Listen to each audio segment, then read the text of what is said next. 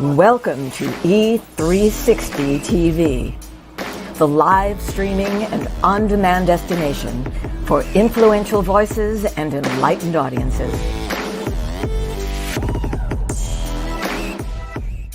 We offer trending, grassroots, and purpose-driven content across a diverse range of interests. E360 TV is more than just watching programs. We offer the ability to interact with live shows connecting audiences to real, authentic influencers and storytellers while streaming to millions of devices.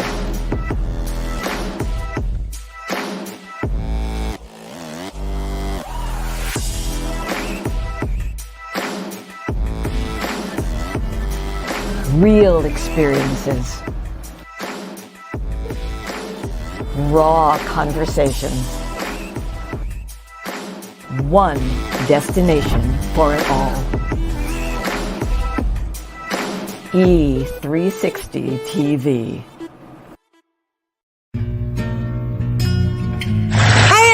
I'm Janine Emily. I'm Tracy Lee Smith from the Blue Bonnet State. It should be because we're in the Blue Bonnets. We are Hearts in Sync, and we are honored to be going on the Legacy of Hope Tour May 5th through the 12th, powered by the Power of We Symposium.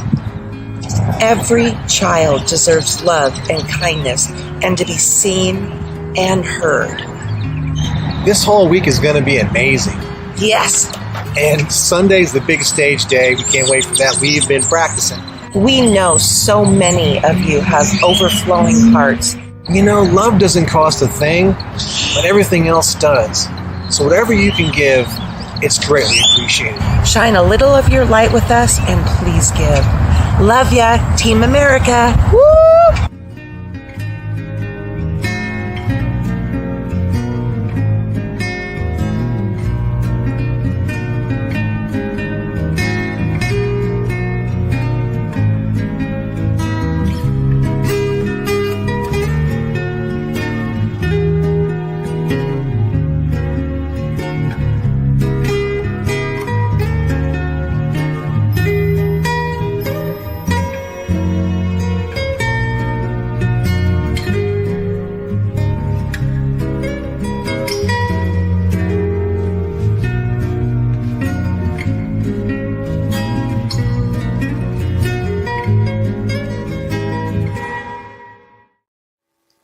My name is Dominique Rivera, the Oracle of Apollo, psychic medium, spiritual advisor, and energy worker. And I'm pleased to announce that I'm embarking on a mission called the Legacy of Hope Tour. We're going to be going to Romania May 4th through the 12th. And we're going to be working with children in the system. I have the privilege of stewarding a day, Monday, in Studio Fenterari in Bucharest. A place thought of the outskirts of society, deemed the ghetto, and these beautiful small souls deemed different, not worthwhile. Growing up different, I understand this pain all too well. And coming from the hood, it's very difficult to grow up to be a valued member of society without having anyone believe in you. And so here we come, the Earth Angels, to bring games and music and storytelling and connection and impact so that they can have, for a moment in their lives, a glimpse of purpose, of joy, of authenticity, of being themselves and being more than enough. Be an ambassador of hope. Reach into your profound heart with any amount and donate to the link below, because even a little change can create an avalanche of change for others.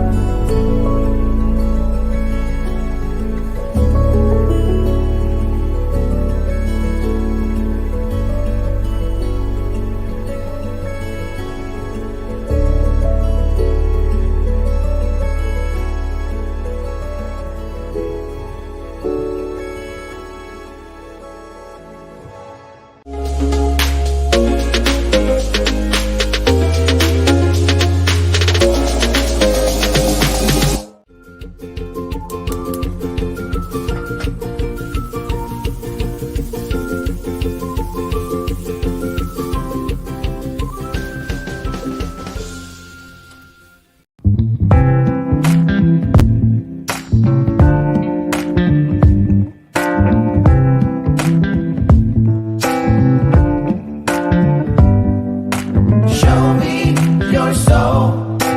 Baby, I'll show you mine. Show me your soul. Honey, it's way past time. How expensive do I have to be? Need I spell it out before you get it, baby? Show me your soul. And honey, I'll show you mine. I'll show you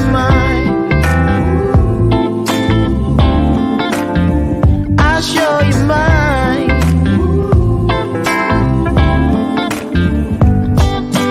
Oh, I'm standing right here holding up a sign,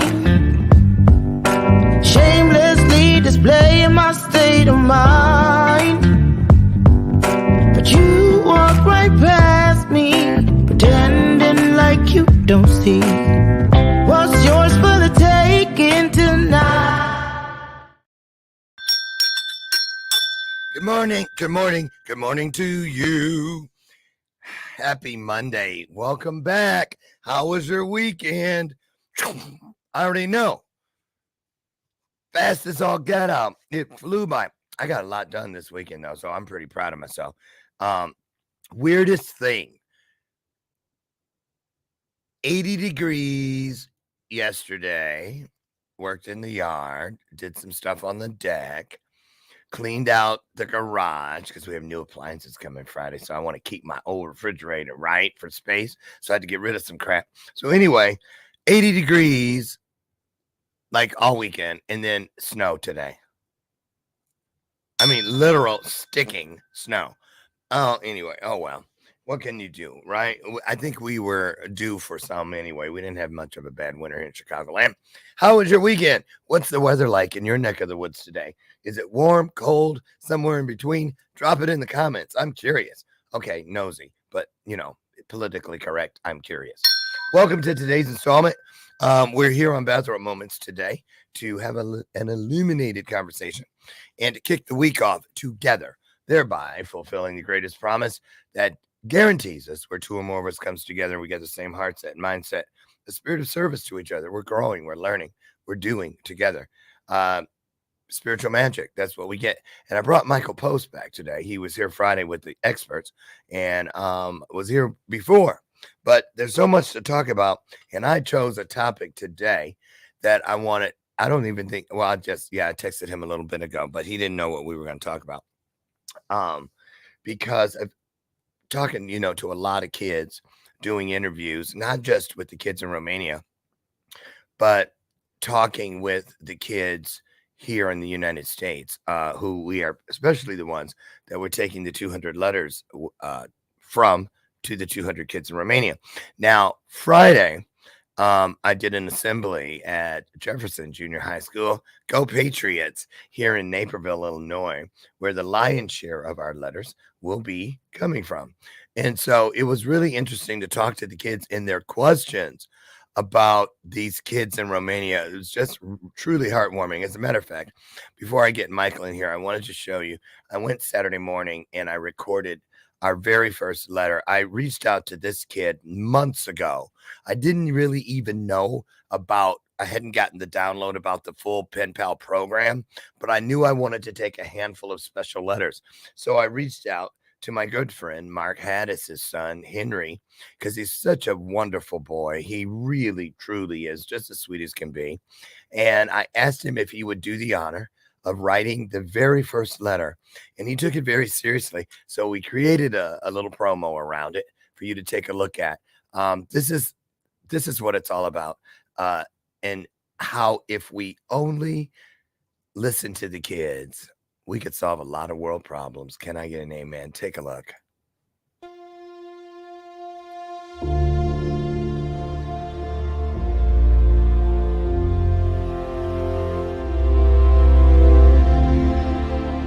Now, what are your hopes, Henry? My hopes are that the people who experience this letter are able to take even just like a drop of hope from it during their hard times. I've seen your letter, and it's absolutely beautiful. How long did it take you to write it? So the rough draft, it took me probably a day to come up with like the main ideas, and then probably 2 days to like put all that into the actual letter.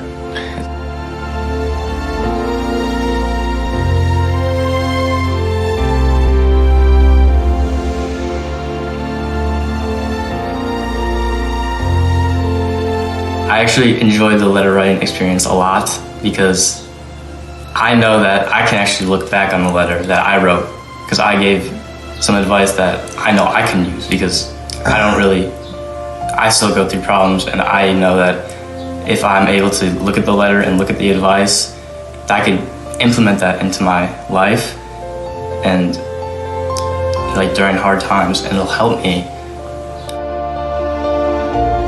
It's great. How incredible would it be if through this letter you made a friend that 50 years from now you were still friends? How would that feel? Oh, that would be incredible. I mean, I have a few friends that I've known like my whole life, and they're just amazing. And to have somebody go through your whole life with for 50 years, I mean,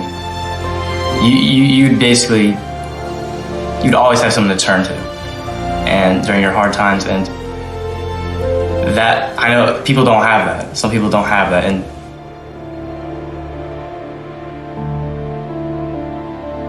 they need to know that there are people in this world that love them and that want them to succeed.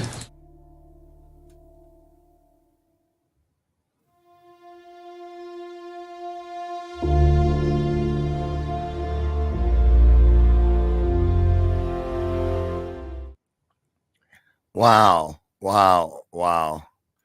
Shout out to Henry Hanna, 17-year-old. You know, I don't know about you, but boy, when I watched that after it was completed, it really touched my spirit. I'm so proud of the kids today. And, you know, we got to give them props because they are the janitors who are going to clean this world up from the mess that a lot of us have made over the last however many years, forever.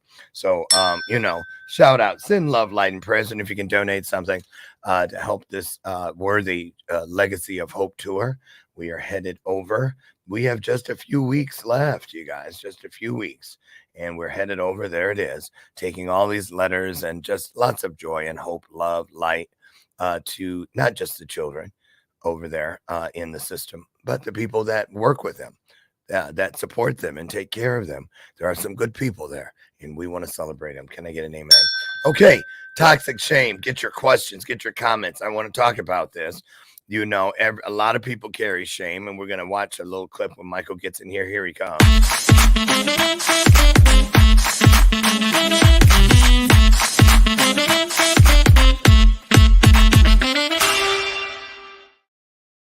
You're becoming a regular. You're muted. There we go. I said you're becoming a regular. I love it. Is that a bathrobe? As I'm needed. Are you wearing a bathrobe? Yes, I am. Bathrobe Moments. Well, I think never mind. I'm not gonna. How are you today, Michael? I'm doing magical. How about you? You know, I'm feeling great. I really am. I'm still eating my Cheerios. I'm still in the playpen. The universe put me in a playpen. I told you that a couple weeks ago. First, I was in a big ass high chair.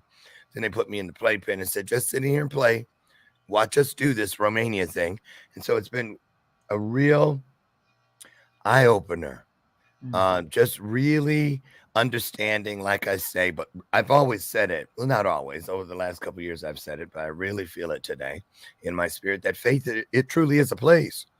I used to think it was a thing, but it's a place. And, you know, that playpen, when I'm sitting in it, I'm like, well, the universe, God put me in here, said, sit there and watch and just play with your toys. It is a wonderful place. I'm not trying to crawl out of it. I'm not crying. Come pick me up, take me out. No, I'm perfectly happy. I'm perfectly happy to be sitting in this playpen. So how's it been? How was your weekend? It was wonderful. I mean, I got shocked last night because we thought the cat was loose. But other than that, it was great. It's great. We had a very interesting weekend in Chicago. There was an uprising downtown. A couple kids got shot. A lot of teens, like anarchy. I guess they were doing it all over the place in other cities and stuff. Did you hear about that? No, no. It was like somebody posted the thing on Facebook, teens rise up or something, and they started doing it, and it got really out of hand here in Chicago. See, I'm telling you, these kids want to be heard. They want to be heard. So give everybody an idea who you are in case some of them didn't meet you last week. And tell us what you do. I'll give you a minute or so, and then I'm going to pop back in. So Thanks, take brother. it away. Mm-hmm. Okay. My name is Michael Post, and I'm the founder and co-founder and visionary of Somebody Sea of Wisdom, along with my wife. And what we do is we help the entrepreneur go from entrepreneur to soulpreneur. And what does that actually mean? To bring out the soul of life, because so many people, have accomplished so much, done so much, yet they feel so lost, empty, and confused inside. And I think it's perfect to what Lauren just said, because they've forgotten how to live like a child. And when you live like a child, you're unstoppable. And this is what we help humans do, is bring out the greatest human that's inside of all of us, to really remember that childlike spirit in nature, which is spirit-like, godlike. It's those qualities that are unstoppable. And I think humans just forgot that it's okay to be a child. And talking about shame, we're going to jump into that because that's such an important topic. Yes, I was over looking at the comments. Welcome. Good morning, Robert. Hidalgo, Hidalgo. I think you know him, Michael. Yeah, he's a beautiful soul. Yes. Hello, and hello, Alice. How are you? And Jessica Dugas just watched her show. She has a great show in the morning, and it doesn't conflict with Bathrobe Moments. So check it out. Drop your links in the comment section, won't you, Suzanne? I mean, Jessica, using your middle name. Bella Purpose, by the way, is in full effect for those of you who have never been here. It is not just a clever gimmick or a show prop. I prefer to refer to it as an opportunity. I ring it on purpose. It's a real thing. Because why? Hear that? It's a ring. It has a ring to it. And so does the truth. So you might be doing a million things while you're watching the show. So when you hear the bell, tune in, lean in, look up, and pay attention. There's some gold out there in them dar hills, and we don't want you to miss it. Can I get an amen? So anyway, how do you feel about what I said we're going to talk about today? Getting rid of toxic shame. Now, a lot of people don't think they have any, or if they do acknowledge it, they may think, well, I have a little bit. And I don't think shame comes in pints, quarts, or gallons. I believe that if you have a little of it, you have it all. And it does not serve us. So we're going to talk about getting rid of shame, toxic shame today. Have you ever carried any that you know of? No, Michael? Not me. I'm perfect. I'm just that's what I heard. That's what I heard. Well, actually, I didn't hear it. Yeah. I read it on a bathroom stall somewhere along I-94. But anyway, it said Michael Post has no shame. Did you write that? No, well, to be truly, completely honest, is we all, even to this day, we all work with it, because it's those thoughts of, am I enough? Am I going to say the right thing? This happens to all of us. It's just being able to observe it and see that it's a story. It's not true. It's when we try to fight it, that's when it becomes toxic. But for someone to say that they never experience it, they think they're holier than thou, and they're not saying they're human. That's part of the human experience, because you got to realize we're in a human body with like pure infinite consciousness. And it's like we're still maturing the human part of ourselves, because we came into this world forgetting who we are. That's the ultimate shame, if you want to think about it, is we agree to forget who we are as a baby. But yet that was our gift, because we allowed ourselves to experience each other. Well, I'm going to say this. I think too, because for myself, I used to get the two words or terms conflicted. I've been ashamed of things that I've thought, things that I've done. Ashamed that I didn't do things that I said I would. I was ashamed. But that is different than the shame that we're talking about here. Toxic shame, which is usually associated with something we had no control of whatsoever. So just to get us started, I found a little YouTube video, and we can watch it in little snippets. It's 5 minutes long, but we'll watch a minute, talk about what he talks about, come back, go back and forth. Now, I want to say this. The reason I do these clips all the time too, is to get another perspective. But I want to say this: I don't usually preview what we're gonna watch, unless it's ultra short. But I go by how many people have watched it because I'm always interested on the law of attraction and things like that. Like, wonder what made this thing go so far. Let's go in and find out. So let's take a look at this. And this is entitled actually How to Get Rid of Toxic Shame. So we'll watch it in little snippets. Here we go. How to get rid of toxic shame once and for all. Now, one of the greatest obstacles we face sooner or later is the feeling of shame, and being ashamed of what we have done in the past, or being ashamed of not being like others. Now, what are you ashamed of? Now, I used to be ashamed of being very skinny. It was the birth of my very, very low self-esteem since puberty. And I used to be so ashamed of my skinny legs that I was so afraid that my girlfriend at that time would find out that I had skinny legs underneath those 3 layers of trousers, that I broke up with her rather than that she would find out. And I used to be very ashamed that I wasn't good at reading out loud in class. And I used to be ashamed when I talked to a girl in a club and she turned her head around.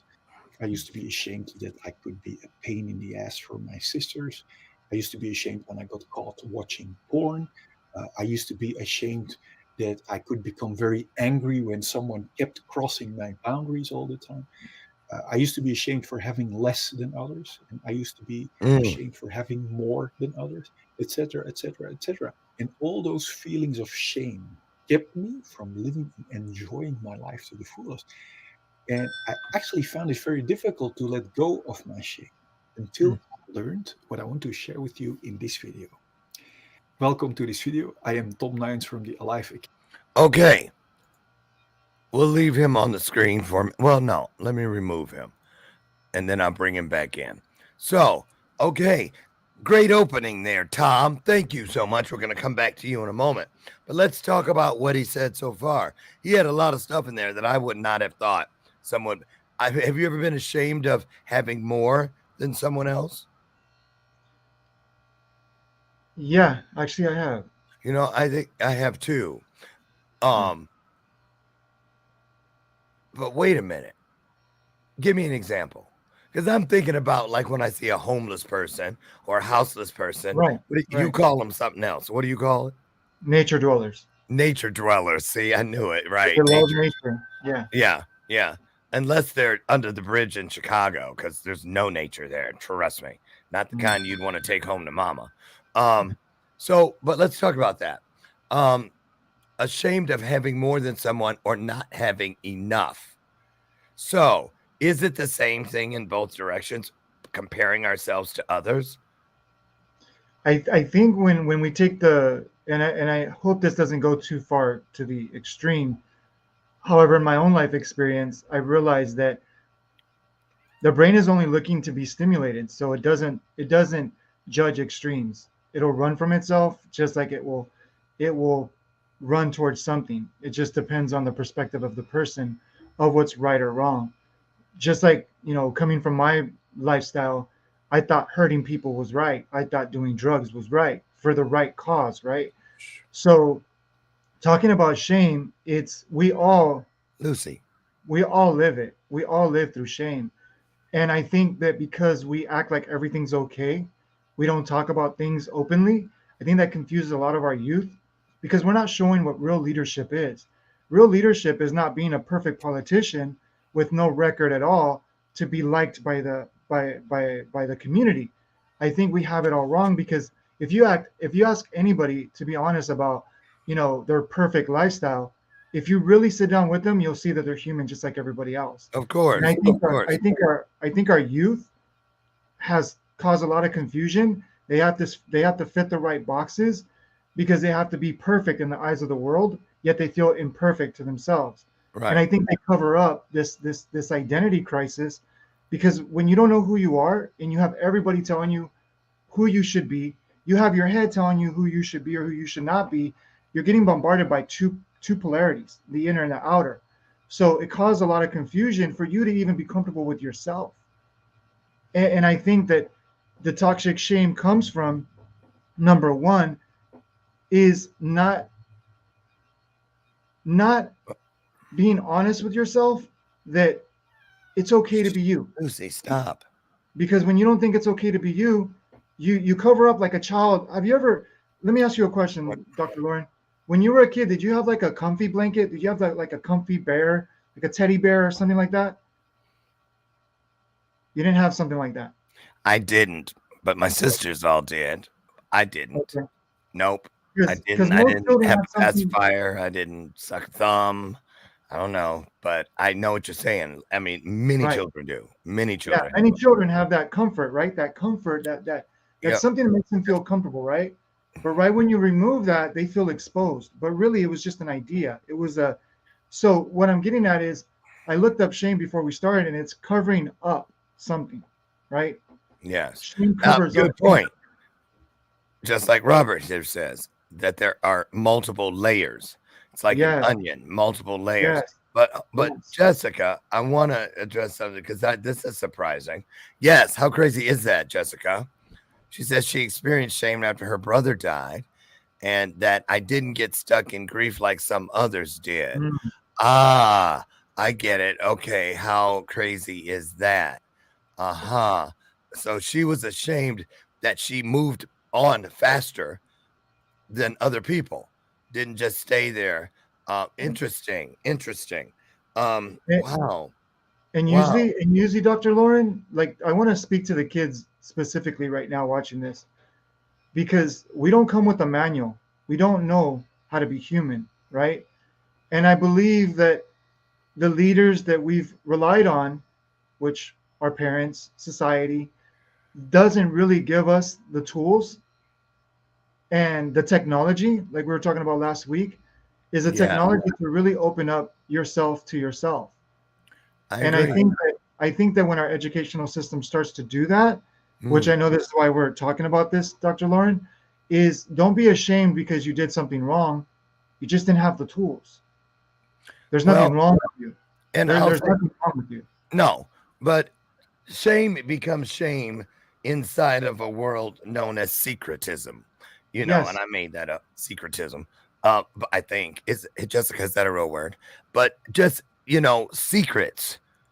Because think about it. How many of you out there, especially people of color, it happens in all of our homes growing up, but there was always that rule of what happens in this house stays in this house.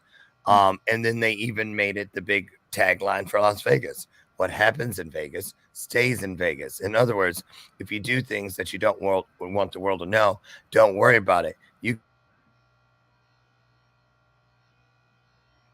I don't know if I froze or you froze. I think you froze, Dr. Lauren. I know, I just said there goes the internet. I'm used to it. That's Comcast. Plus it's snowing here. Ah. So secrets. A lot of people have secrets and have been married for decades and still hold secrets. There are things they have not told their spouses. And a lot of those secrets are shame based. I Mhm. was molested when I was a child. I was raped, or I used to have a problem with stealing, or whatever it was or is. So let's go in and see what else our good friend Tom has to say. He's about to get started on how to get rid of it.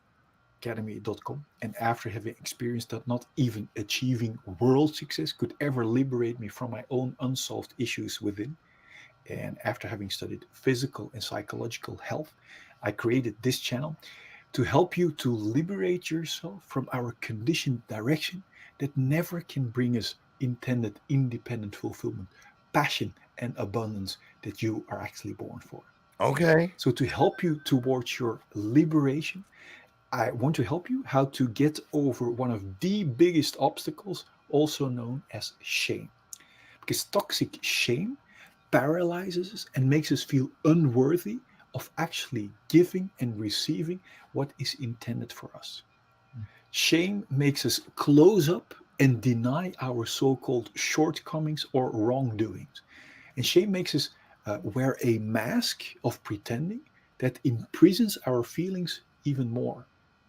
Do you know how we can set ourselves free from our dark, toxic, paralyzing, imprisoning shame? By taking the exact opposite counterintuitive direction, by actually shining the light onto our dark shame within. Now, what happens when we shine light onto darkness? What happens with the darkness? Indeed, when we shine light onto dark shame, it will vanish like darkness vanishes when we turn on the light. So, okay, right there. Isn't Tom saying that when we turn the light on, in other words, talk about it. Um, if it feels like a splinter in your soul, then do what you need to do to start squeezing it, to push it to the surface. It's better out than in. It really is. You got to talk about it. Give us an example. We were both came through the incarceration world. Let's talk about that for a second. How long, Michael, did it take you? How long did I need to do that? How long did it take you, or do you still deal with it? To come from underneath, if there was any shame of having, gone away to prison. Well, that's a great question, and in all honesty, I wouldn't say I still deal with it to this day, but it still affects certain people how they see me, and how I see myself. I can manage that. I can master that, and that's what I really think that I love that he said, because we get to realize is there's only now, right? And if I run from the things that I judge from the past, then I'm really gonna, as weird as this sounds, I'm gonna time travel to that place and make that place realer than what is real, which is now. So, for example, if I don't let go of my past, like he said, if I don't face it, this is where the inner work comes in. Because when you can see it as a parent, and this is one thing that I love helping our students with, is this. Well, wait a minute. Before you get too far down the road, you didn't even answer my question. Okay, ask me again. About how we experience that. How we experience that as a yeah. Well, you I mean, started to. You said there are people who see you, they treat you differently when they find out you had been incarcerated in the past. Yes. So Yes. let's go to that. Let's stop on that square of the sidewalk for a second. Because I'm sitting here comparing. That's why I threw it out there. Because we both have that patch, if you will. Like, because that's what shame is. They're like, and it doesn't have to be. It's like a sash, like when you're a Boy Scout or Girl Scout and you get the so-and-so badge, you sew it on. So I had 2 sashes. That's the first step, I think, is to understand you need 2. So when you take one off, you put a new one on the other sash. Because when you ditch something, it's usually to exchange it for something else. Right. So you want to take good to great, great to greater, right? So I'm saying this.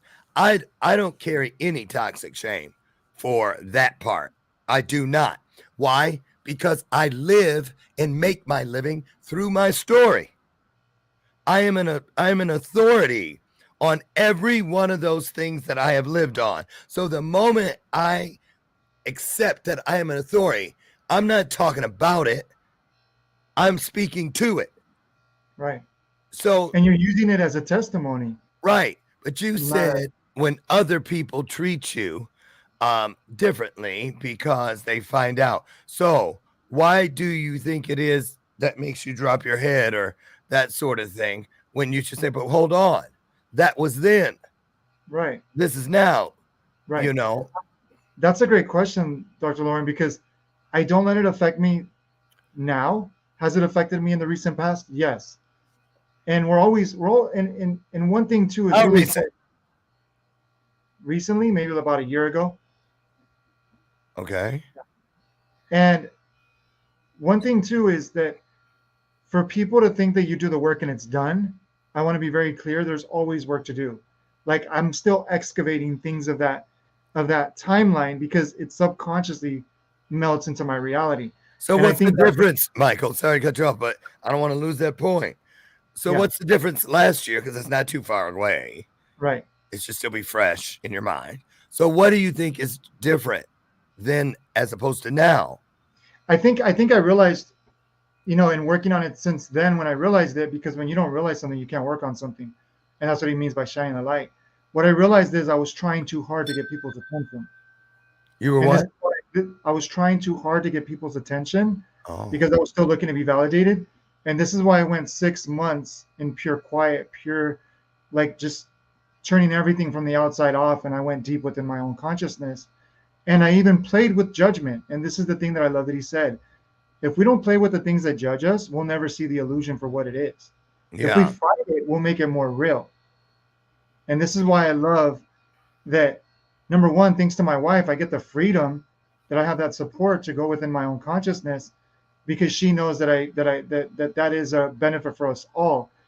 So for those of you that are wondering how do I get rid of this, it's really to confront it with love, because this is what I was going to say earlier, Dr. Lauren, is when you are blaming your parents for your life, when you're blaming your people that were around you. And when we say parents, Dr. Lauren, it's not literally your mom or your dad. It's who was your authority figures were your parents, because that's who programmed you, or unconsciously or consciously, to believe your identity. It happens on an unconscious level. um, this is why the church says, the Catholic Church, they say that give me a child from 1 to 7 years and they'll be a devotee for life, because it's that powerful.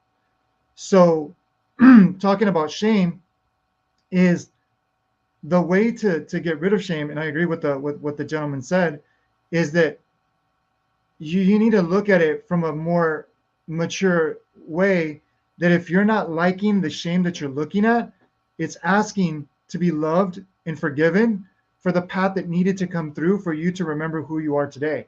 Because just the fact that you could see it from the outside, because when you're in shame, you're not seeing it from the outside. You're like, how do I change this? What can I do about this? You're like, I'm shame. And I even have something that I love asking this question, Dr. Lawrence. I'm going to ask you is, do you remember the time where you can go back and think, what did it feel like to not be able to think a different thought because you were in that thought? Does that make sense? Like, for Yeah. example, like right now I can say, oh yeah, I can shift my thought. I have that ability. But you know how many people don't realize they could shift their thoughts? They think they are the thought. So what I'm Right. asking is, can you remember what it felt like not to be able to shift your thought because you can only be in thought? You can't Because you remember that. don't know what you don't know. Right. Of But you course. can't go back to that, right? Like you You can't what? feel what that feels like, right? I can't go back to it. You can't go back to it, even if you try. You can't go back to the feeling of victim, not knowing that you can get outside of your thought, because you become outside of your thought. So now you can't go back to feeling what that feels like, to be like, oh, what did it feel like? What did that feeling feel like to be trapped without knowing I could think? You can't. Your consciousness has been expanded. You can't go back to that thought. Does that make sense or no? Well, I don't have to go back to it to be in it. I look for the things that I still that I'm where I'm standing now or where I'm at Yes. currently But that what I'm I'm locked away from. right, what I'm speaking into is for the children that feel But shame. I know where you're going. I'm I'm getting speaking there. to the children that feel shame because you think you're stuck in it, and you're not stuck in it, because that's not who you are. But wait, you said you can't go back to it. I think you can, How? because I can go back to everything that I've lived. I can go back to that point. You can go back to the point, but the state of mind that you were in, it's like, I don't know how to explain this, but the Well, easiest I way to know what you're explain it is saying. this. I can't, if I Remember- listen, this is what I think you're trying to say. Baby shoes that people used to dip in the brass or whatever it is, and they had them up on the mantle. Yeah, those were my baby shoes. I had them on my feet once upon a time, but I can't squeeze my big ass foot in them now. But I can point to those shoes and say, For the or reference watch something that, a video or picture and see it. And because we do have, I do believe, maybe in no one else's world, but in mine, I can go there because there is time travel when we remember Yes. ourselves to Okay. certain One question is situations. this, Dr. Lauren. One question is this: if you never had an orange before, okay, and you have an orange, right? You never had an orange before, so you never knew what an orange was, right? So what I'm saying, in the sense of going back to, That's not really what I'm referring to, because we're thinking we need to go back somewhere. But what I'm referring to is when you open up your consciousness, it's like you can never say you never tasted an orange because you tasted an orange. So can you go back to that feeling, what it felt like to never taste an orange? No, but you can. That's what I'm. Yeah, you can. You can go How back. did that- I can go back to the me that was me before I ever had sex. I can go back there. Yes. You can go back to what you think of it, but you'll never go back to that experience. See, you'll use your thought to go back to it. So your perspective and everything that you become today affects your state of consciousness. We can just leave it like that. Okay. All right. Well, I'm What gonna I'm, say this. what I'm saying is for the reason why. Here's why I say that's a deeper subject, Yeah, because it's when really you're deep. healing and you're going, say, through therapy and things like that, suppressed memories Mhm. and things like that, just like you don't know those things were there until Right. they present themselves. But I mean, can I go back to the me before I was ever sexually molested? No. It is impossible. That is when you wake up one day not knowing you will never wake up that person again. Yes, not- and this is why I spoke about this subject, because for those of you that think you're trapped in shame, like I'm telling you, the seasons change. Nothing is going to keep you stuck forever. No. Let me ask you this. Let me ask you this. The viewers watching this video, hold your breath, and I guarantee you, you will have to breathe. That is your soul. Then no matter what you're going through, your soul has your back. Even though if it doesn't feel like it right now, let me tell you that you are being loved, you are being cared for, no matter what anybody is telling you outside of you. And the reason why I say this, Dr. Lauren, and I can say this without a shadow of a doubt, because you're looking at the person that didn't want help. I would get the help, I would be offered the help. I did not want to change. I was stubborn. Oh yeah, I was stuck too. And I'm going to share this as well. The more stubborn you are, that's because you got a greater purpose, because that means your what is it called? Your mindset, whatever you're stuck on, it's like when you redirect that energy, you're unstoppable. But the reason why you feel so stoppable, so stuck, is because you're unstoppable. This is the I didn't even know how to explain this, but whatever you feel that's overwhelming, it's your identity that's saying this is not who you are anymore. The fact that you're becoming aware of what you don't want is the fact that what you want is driving your very point of focus to say, can you love me through this? Just the fact of this. Let's give this example, Dr. Lauren, and then we'll take it wherever you want to go. Is someone who doesn't feel loved, they're the ones that are the most thirsty for love, right? Because the people that feel loved all around them, they take it for granted. Can we agree? In most cases, people, yes. right? So we're never happy with one or the other, as Dr. Lauren was saying. This is all happening because it's inviting us to remember the source of where love is. So because we talk about toxic shame, but there's also toxic love, right? There's toxic. There's toxic everything. Right? So anything that's not, or that's abused or not used in the manner in which it was intended, can become toxic. Absolutely. I mean, food is great. We'll leave it there. We'll leave it there because we can go into different directions with that. Right. However, I want to hear what Tom has to say next. Okay, go ahead. And keep it moving. Now, what does shining light onto our dark shame mean in pure practice? It means actually being radical honest with ourselves, admitting that we are ashamed. It gives a feeling of freedom. It unlocks the reconnection with our feelings. And admitting our so-called shortcomings set us free from the illusion that they are shortcomings. Right. So, for example, admitting that I wasn't good at reading out loud made me relax and don't try to pretend anymore to be good at reading out loud, which ironically made me good at reading out loud.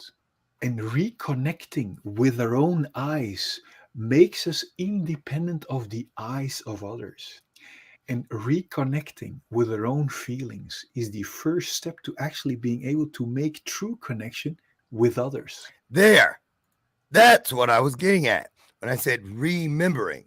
It is that reconnecting, because we grow sometimes outside. When you can grow outside of the issue, you can still pick up things that change the view when you are ready to face that issue. Because you're like, oh, wait a minute. This is just like that other thing that I don't like about myself. I don't need that anymore. It no longer serves me. So here's my point. A lot of stuff, shame is not always a bad thing, because sometimes it gets us to think our way out of something, if that makes any sense. So, but once you have outgrown it, it becomes false shame. Because there are a lot of things we do we ought to be ashamed of. You ought to be ashamed of yourself.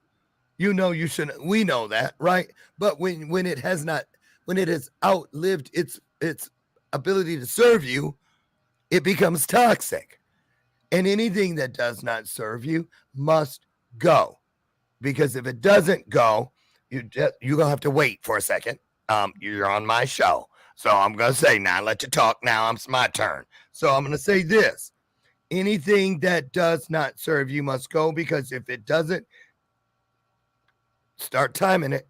It's just going to be a matter of moments before it tricks you into serving it.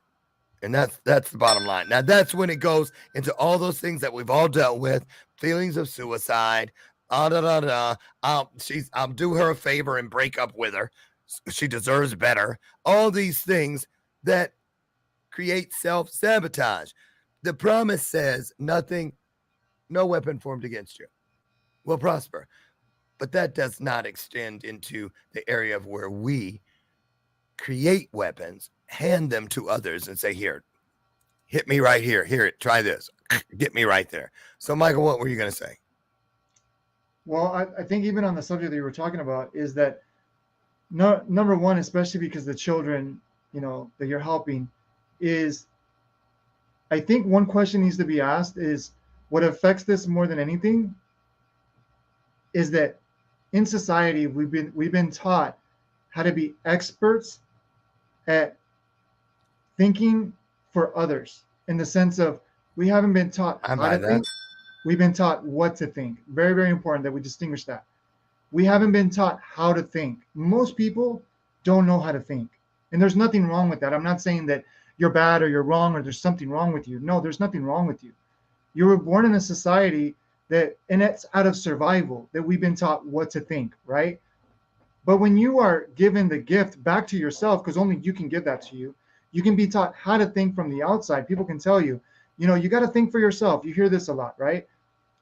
But it's when you take that responsibility of how to think, and this is where I'm going into my next subject. This is very important, Dr. Lauren, and I refer to the Egyptians because they had it more than most people, is that when you see the eye of Horus or the eye of Ra, people don't talk about the eyebrow.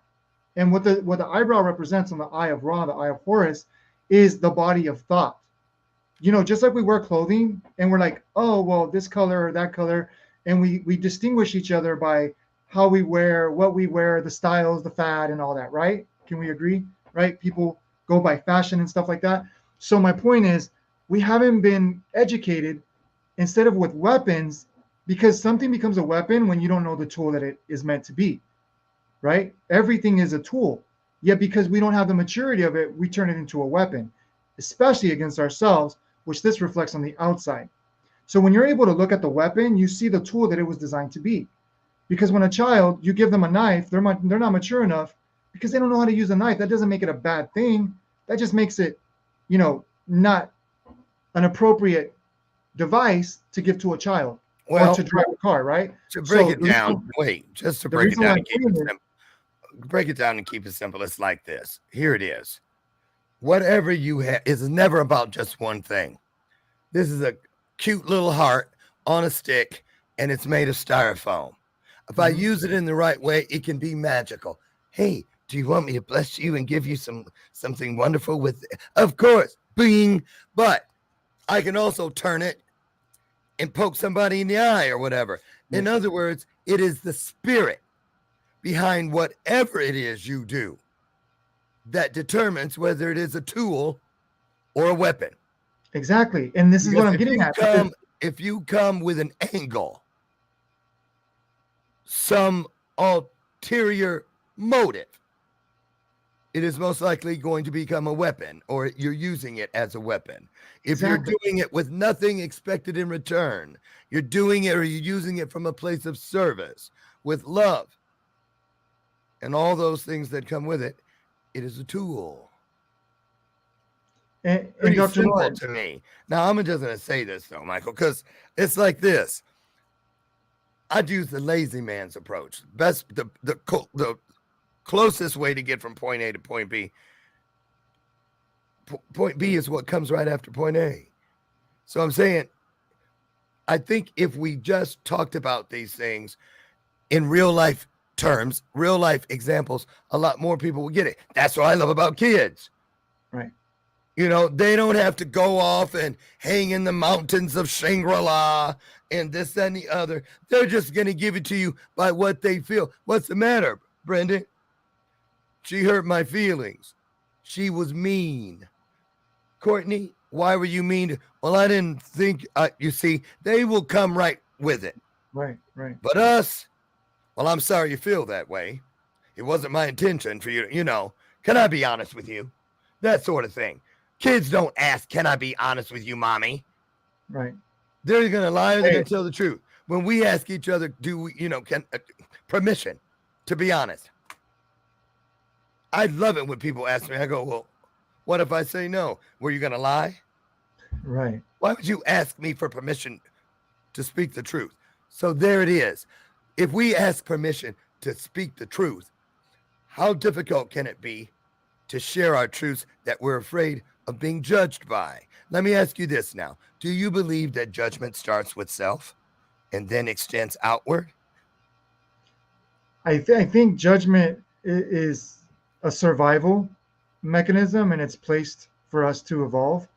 Yet I think because we don't know how to handle judgment, we use it as a weapon. I agree. Robert made a great point. He says, Yes. Shame can catapult you to become a better version of yourself. It can, because sometimes you get so sick and tired of being sick and tired that shame will push you out of the car that it's driving. Yeah. To help you get somewhere else. Another thing Robert said, that is the key. Realize it's an illusion. That's it. So there it is. That's what I'm talking about.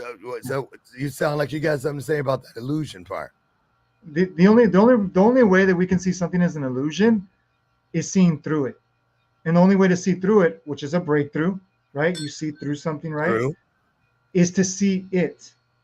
Yet, when I was talking about the thoughts, is when we don't know how to use our technology of thinking, that weapon that we think it is, it's because we've not been educated, which education is not. I'm saying you have to go get something to educate yourself, is really to check in with yourself, because educate comes from the Greek word eduko, to educe from within, to draw from within.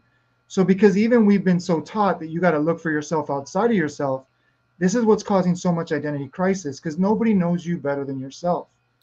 So when you can sit with yourself, and this may not be easy in the beginning, but what I can tell you is that when you sit with yourself, it's maybe not going to feel easy in the beginning, but I ask you to breathe through it. And I was even going to say, Dr. Lauren, is the breath is so powerful. If you utilize the breath, it interrupts the automation system, AI, right? Because we're so AI, because we're so automated. We live as copies of generational copies of generational copies. This is automation, right? So we disrupt the automation, we become, and we realize more of our authentic self. So I realized the fact that so many of us go through shame, it's because we're denying our authenticity. Yeah. We're denying to be raw, naked, and real. I mean, if you look at, and I'm going to keep this simple, is if you look at if we were all like raw with each other, then children will be more confident to be who they are, because as children, like you said, like we're look, children are confident to be who they are. Exactly. We just never ask them. That's my point, is you as a child, you're not doing anything wrong. So whoever's telling you you're doing something wrong, this is my advice. This is my advice. Okay. If they're telling you to do something wrong, ask them to do what they're asking you to do. They won't do it. And here's the thing: if a parent is not willing to do what they ask you to do, then why That's do it? double standards. That's do what I say, not what I Well, do. no, because if you think about it, when a parent says, "I think you should do this," okay, mommy, daddy, would you do that too?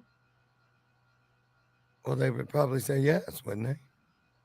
Well, sometimes if they're trying to, because there's a lot of parents that are trying to live through their children because they didn't get to live, right?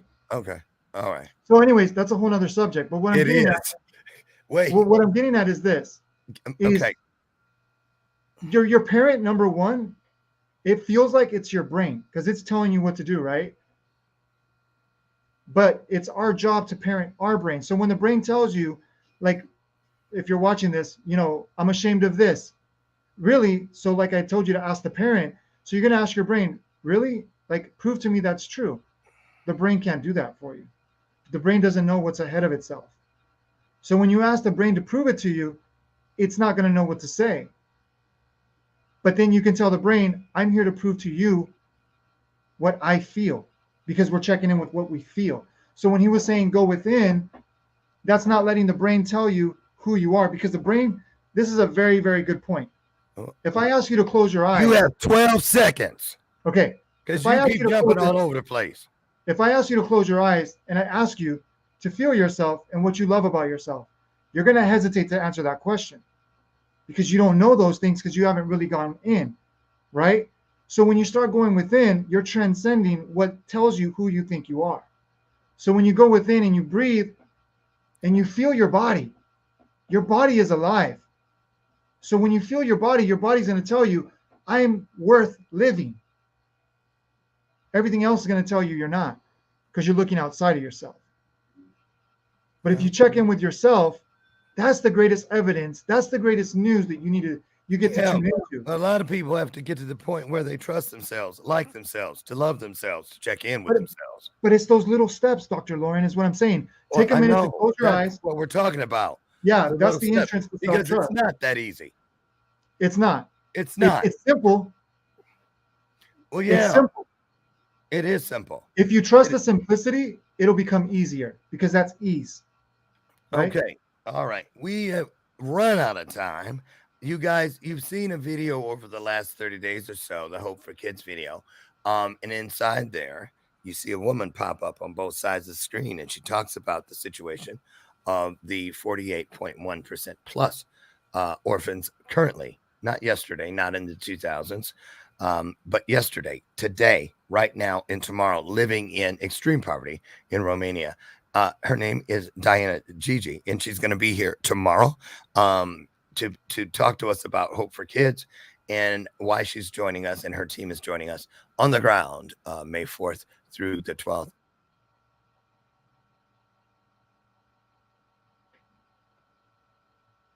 I think you froze, Dr. Lauren. It's the snow. There we go. I froze again. Let's take a deep breath, everyone, while Dr. Lauren comes back.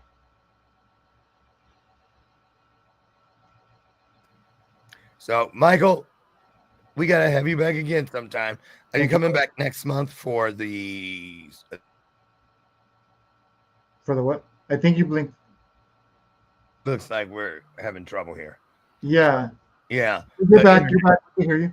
Yeah, next month. We'll see you back, I think, maybe on the experts. If not, we'll get you back some other time.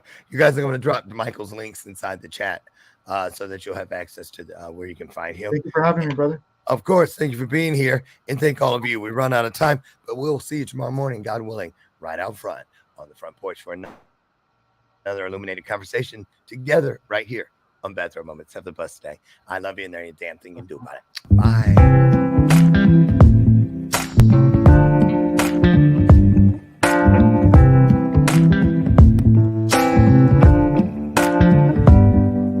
Show me your soul. Baby, I'll show you mine. Show me your soul. Honey, it's way past time. How